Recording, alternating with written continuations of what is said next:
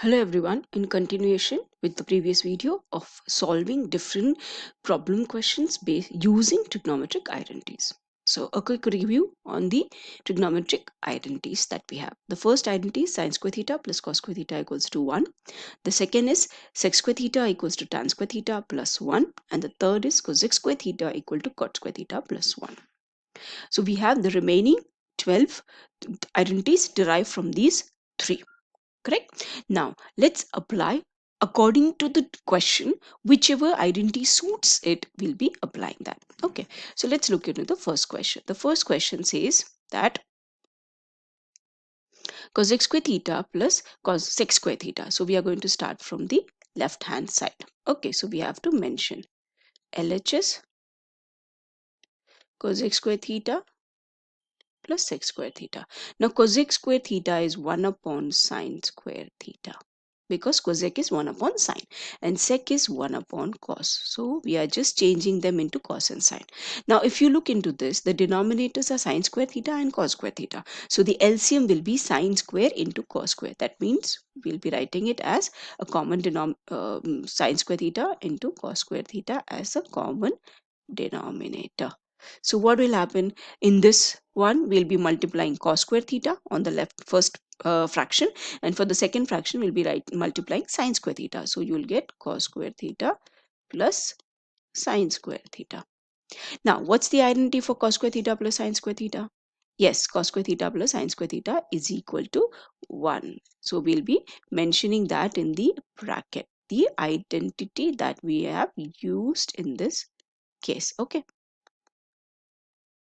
because for one we have three different identities, so which one we are using we have to mention, because cos sine square theta sec square theta minus 1 is also 1, cosec square theta minus cot square theta is also 1. Therefore we have to mention this.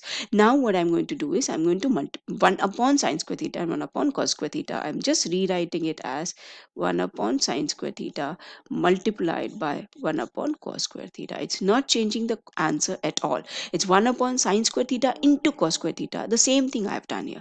So that will become cosec square theta into sec square theta, and that is our RHS. Right? Let's take the next one.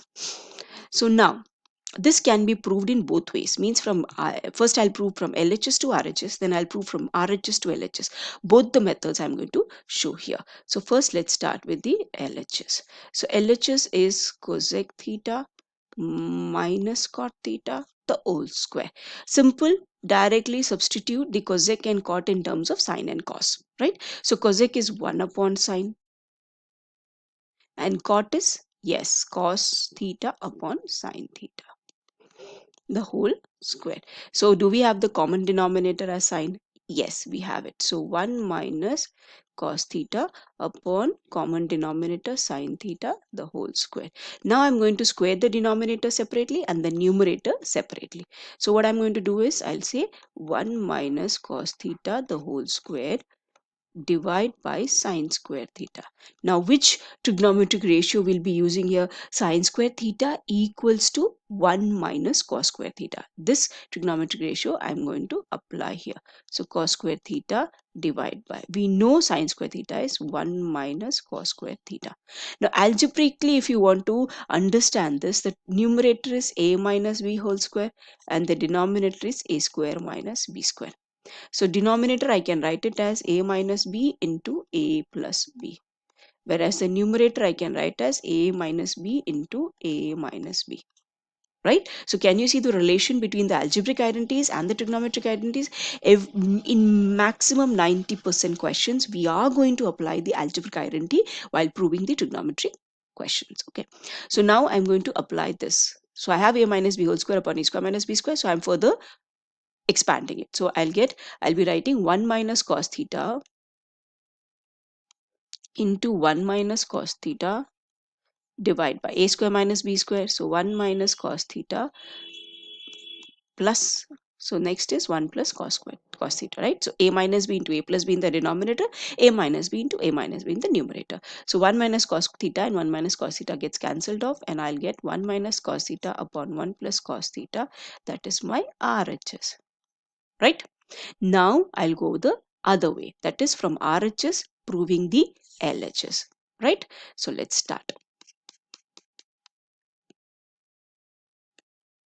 So my RHS is 1 minus cos theta upon 1 plus cos theta. We'll be going with the method of rationalizing. Okay. Do we normally do in rationalizing method? We multiply the denominators opposite. Means we keep the denominator terms same, that is 1 and cos same, but the sign changes. Right? So that is what we are doing. We are doing the rationalizing method. Okay, so now I'm getting 1 minus cos theta multiplied by 1 minus cos theta and divide by 1 plus cos theta, that is a plus b into a minus b formula. So the numerator becomes 1 minus cos theta the whole squared divide by 1 minus cos square theta, right? Because a square minus b square. So that will be equal to 1 minus cos theta the whole square, 1 minus cos square theta. Okay, that is sine square theta. So I'm mentioning that 1 minus cos square theta is sine square theta. The numerator is 1 minus cos theta the whole square. Okay, so therefore that is different. So this will be equal to 1 minus cos theta. I'm taking the square as common. Okay, now I'm going to write it 1 upon sine theta, individual denominators. 1 upon sine theta minus cos theta upon sine theta whole squared. And that is nothing but cosec theta minus cot theta, the whole square, which is our LHS. Right? Let's have a look. Correct? So we proved both LHS to RHS and RHS to LHS. I've showed both the methods. Whichever you feel easy, you can go for it. Okay. Next question says root of this. So I'm going to start with the LHS because there's a square root. So better to remove that.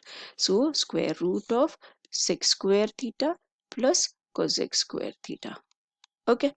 Now, there's a plus sign, so I cannot say square root of sec square separately and square root of cosec square separately. But I'm going to apply the identity. Sec square theta is 1 plus tan square theta. And cosec square theta is 1 plus cot square theta. Okay, so let's write it as that is equal to square root of 1 plus tan square theta plus cot square theta. Correct? So are we getting 2? Yes. So I'm just going to write it off like 2 plus tan square theta plus cot square theta. Correct? Now I'm going to rearrange it a little bit and I'm going to talk about something which is related between, there is a relationship between tan and cot. What is it? Tan and cot are inverse of each other. So when tan and cot multiply to each other, they'll give us a 1. Right?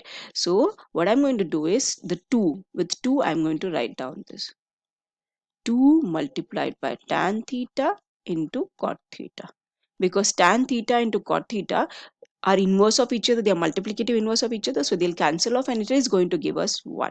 So 1 into 2 is going to be 2. So I have not changed anything, it's the same thing. 2 tan theta cot theta will cancel off and you're going to get a 2. So is it a square plus 2ab plus b square?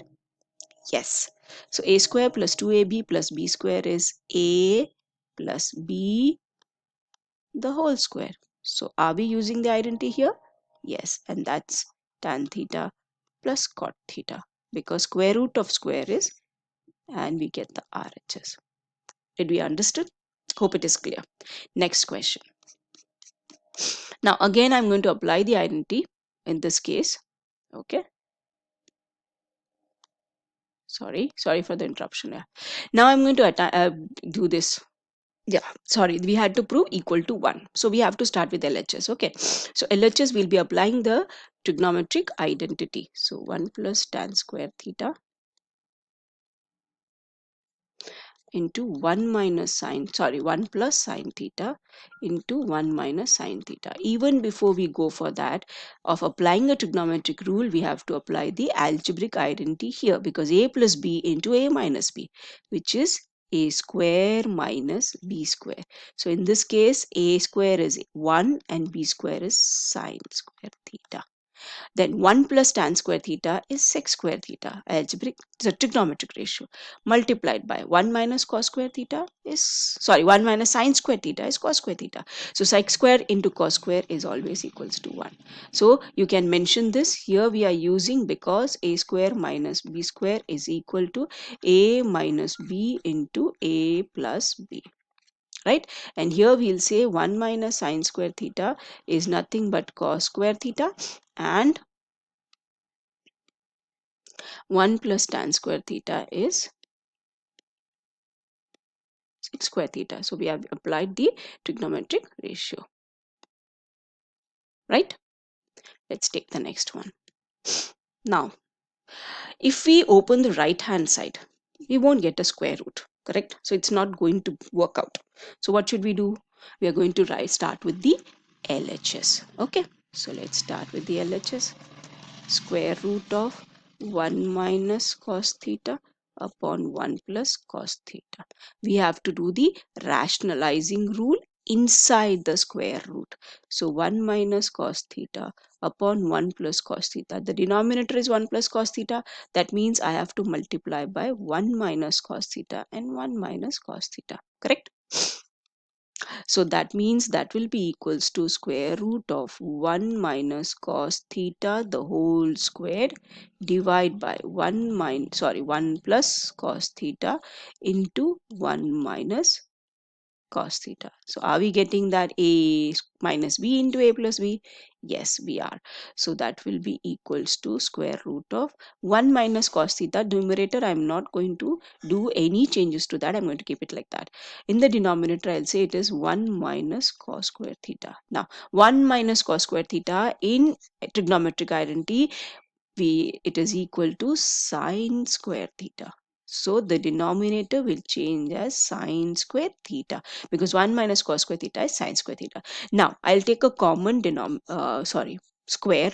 So 1 minus cos theta upon sine theta whole squared. So squared and square root will get cancelled and you'll get 1 minus cos theta upon sine theta.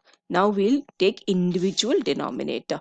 That means it will be 1 upon sine theta minus cos theta upon sine theta. So are we getting the right cosec theta minus cot theta? Let's have a look. Right?